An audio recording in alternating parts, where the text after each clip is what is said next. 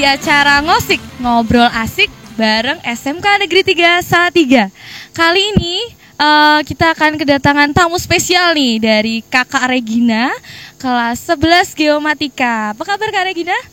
Alhamdulillah baik. Oke, tema kita kali ini adalah tentang PKL atau praktek kerja lapangan. Nah, kita mulai tanya-tanya aja langsung ya guys, supaya kita bisa tahu apa sih sebenarnya PKL, gimana sih rasanya PKL, dan kira-kira apa pesan-pesannya untuk adik-adik yang mungkin tahun depan akan PKL.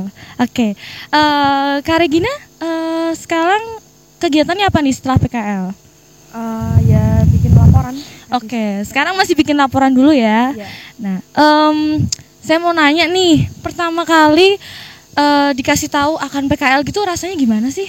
Iya, antara takut, deg-degan sama penasaran gitu sih. Penasaran gitu ya. Terus milih tempatnya gimana? Apakah milih sendiri atau sudah dipilihin? Waktu itu ya dari guru pembimbing sekolah udah ngasih arahan sih, nanti kamu kalau PKL misalnya di kantor ini gitu. Oh gitu. Terus kita milih sendiri. Nah, milih sendiri tuh sekaligus sama teman-temannya juga kali kamu ngajak-ngajak, ayo ikut aku ke sini atau gimana? Atau diseleksi dulu nih dari pembimbingnya? Iya, apa tuh sama teman-teman nyari yang ada yang mau PKL di sini enggak? Kalau mau bareng aja gitu. Oh gitu. Jadi nyari teman juga ya. Jadi nggak Iya. cuman sendiri terus daftar gitu enggak, tapi ngajak-ngajak teman juga ya. Nah, PKL-nya di mana sih? Saya PKL di kantor BPN Salatiga. Oh, BPN Salatiga atau Badan Pertanahan Nasional. Oh, Badan Pertanahan Nasional. Nah, sebelum PKL ada pembekalan nggak sih dari guru pembimbing atau dari sekolah? Iya ada. Ya, Ada. Kita dibekali beberapa ilmu dasar lah tentang pertanahan biar nanti waktu sampai di kantor BPN kita udah nggak kaget lagi kalau misal disuruh membuat program dari AutoCAD atau membuat peta gitu, kita nggak kaget. Oh gitu. Jadi berapa lama tuh pembimbingannya? Apa ya? Saya rada dulu pasti. 2 minggu gitu atau mungkin seminggu sebelum berangkat gitu?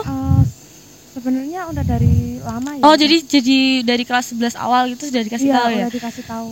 Kira-kira nanti kalau di perusahaan ini, di kantor ini nanti kerjaannya macam-macam itu udah menguasai ya istilahnya gitu ya? Iya. Oke gitu. Jadi pembekalannya udah cukup ya dari sekolah ya? Iya, cukup. Nah, terus pertama kali berangkat gitu, apa sih yang dirasain gitu pertama kali nih masuk?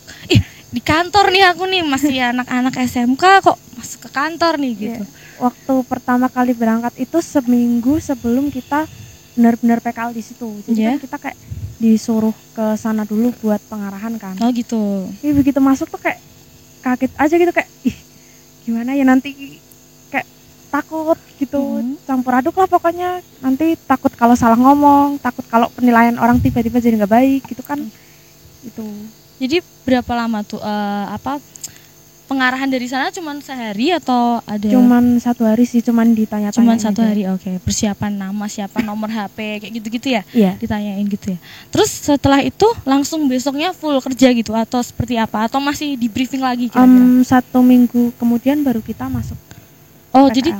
nunggunya seminggu terus baru langsung terjunnya baru 1 minggu kemudian gitu ya? Iya. Oh, jadi masih ada waktu jedanya ya gitu, Iya, untuk kira-kira persiapan gitu ya? Iya. Nah, pas awal itu ada masalah gitu atau lancar-lancar aja nih selama ini? Kalau saya pribadi sebenarnya ya lancar-lancar aja sih. Oke. Soalnya kayak ya udahlah biar ngalir aja gitu, nggak usah terlalu yang kayak sepaneng gitu, nggak usah. Oke. Kak Regina temennya berapa sih di situ yang dari SMK 3? Dari SMK 3 ada 9 orang. 9 orang. Dari SMK lain ada nggak? Ada tapi cuman beberapa ya, ada yang dari SMK di Ponorogo. Oh gitu. Jadi ada teman-teman yang lain yang juga ikut praktek di situ ya? Iya. Gitu, oke. Terus pembagian tugasnya itu langsung di awal waktu sebelum masuk atau pas seminggu yang setelah pembekalan itu?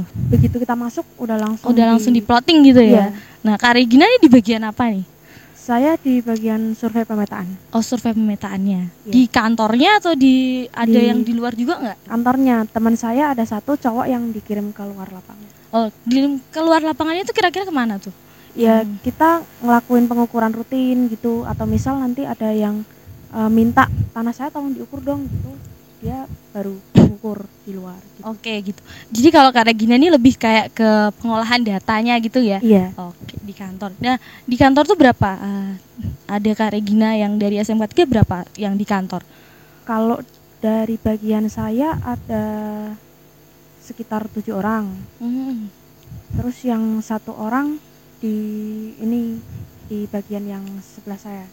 Di gitu. Bagian sertifikat. Oh, bagian sertifikat. Nah, terus saat ini apa? Selama PKL di sana gitu, kira-kira pengalaman apa sih yang paling membekas gitu? Pasti ada dong, nggak mungkin dong masuk datar-datar aja gitu sampai akhir gitu kan, nggak mungkin kan? Pengalaman yang paling membekas ya sebenarnya banyak sih ya pengalamannya, kayak waktu lagi banyak kerjaan gitu rasanya tuh kayak pengen marah, pengen gitu, kayak ya males gitu mau ngerjain gitu, gara-gara waktu lihat begitu masuk lihat berkasnya numpuk tuh kayak astaga ini apa lagi gitu. Tapi ya udah jalanin aja gitu. Jadi sempet kayak stres atau kaget gitu ya.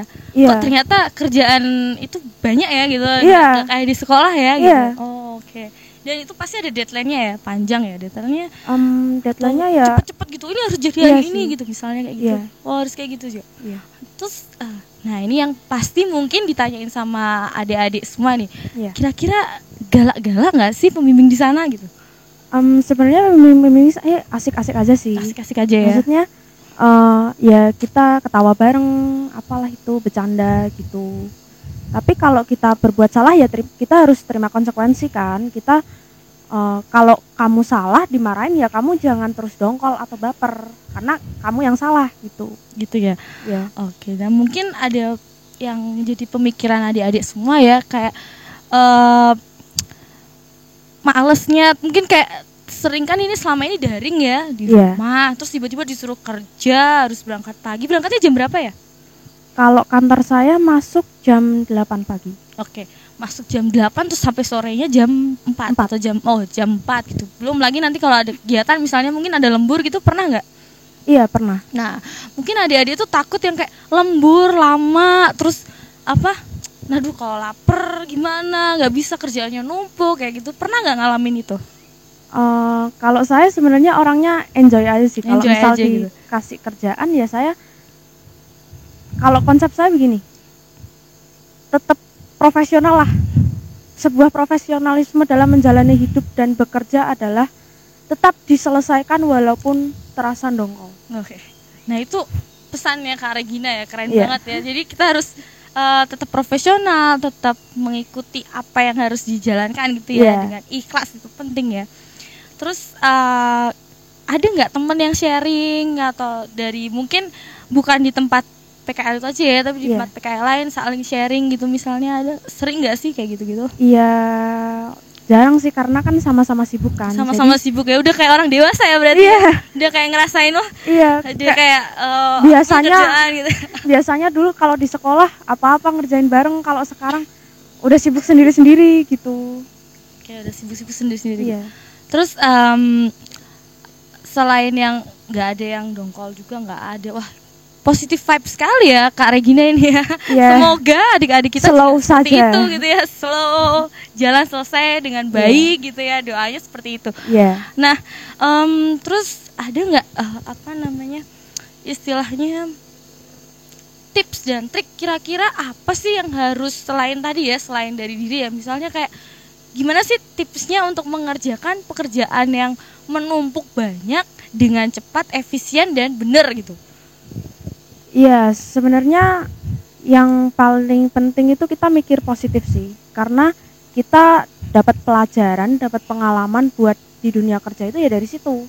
Karena tujuan kita buat masuk SMK itu kan biar kita begitu lulus kita bisa dapat kerjaan kan. Dan ya itulah salah satu sumber pengalaman kita. Oh, saya pernah kerja di sini, saya pernah kerja begini. Jadi besok kalau begitu kita masuk ke dunia kerja, kita udah nggak kaget lagi gitu. Oke, gitu. Jadi harus step by step gitu ya, belajarnya harus cepet gitu ya, nggak boleh yang kayak nanti nunggu. Iya, harus begitu kerjaan datang kita ya sebisa mungkin harus inilah langsung oh iya kerjain gitu, biar nanti kalau di akhir juga kerjaan kita nggak numpuk, karena kalau kerjaan itu cuma ditunda-tunda akhirnya numpuk kan kita udah males kan tuh. Oke. Terus kira-kira Kak Regina nih kalau untuk apa kan udah PKL udah ngerasain ya, berapa bulan ya? Saya sekitar 3 bulan. Kira-kira cukup gak sih PKL 3 bulan gitu? Kalau menurut saya itu lebih dari cukup sih buat pengalamannya. Oh, lebih dari cukup ya? Iya.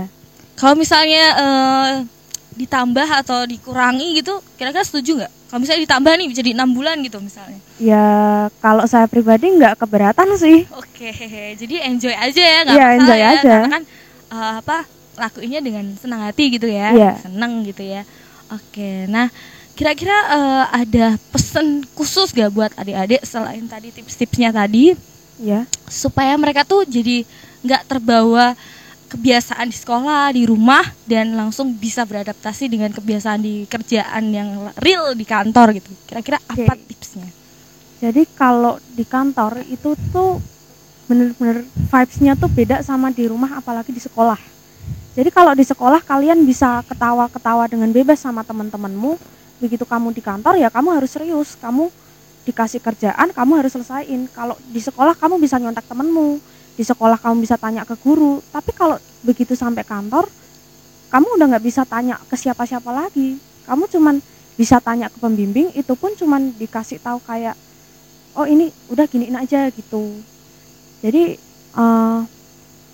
jangan gimana ya, yang pertama tuh buang jauh-jauh rasa males sih.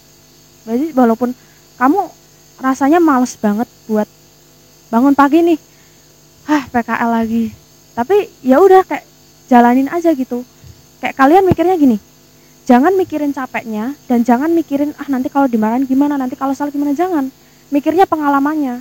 Jadi gini ya, kalau saya mindsetnya begini Bu, saya bangun pagi, hari ini tuh hari yang baru, jadi saya harus buat hari saya jadi sebaik mungkin. Kita nggak bisa berharap orang lain bikin hari kita baik, jadi kita yang harus melakukan gitu.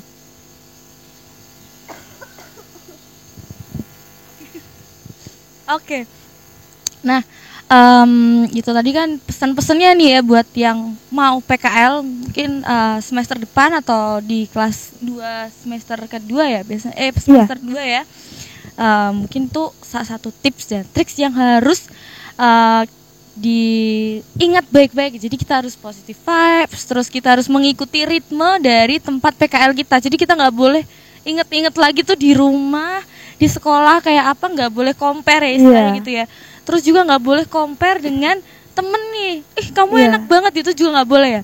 Ada nggak, pernah nggak kamu compare sama temen kamu kayak gimana di tempat kamu kayak gimana, ada ininya nggak, ada ininya gitu, pernah nggak kayak gitu? Kalau compare sebenarnya nggak pernah sih, tapi kalau kayak ngeluh gitu ya pernah, di bagianku kok begini ya. Ngeluh gitu tetap ya, cuman tetap let it flow gitu ya, udah jalanin aja gitu ya. Ya udahlah gitu, mau gimana lagi.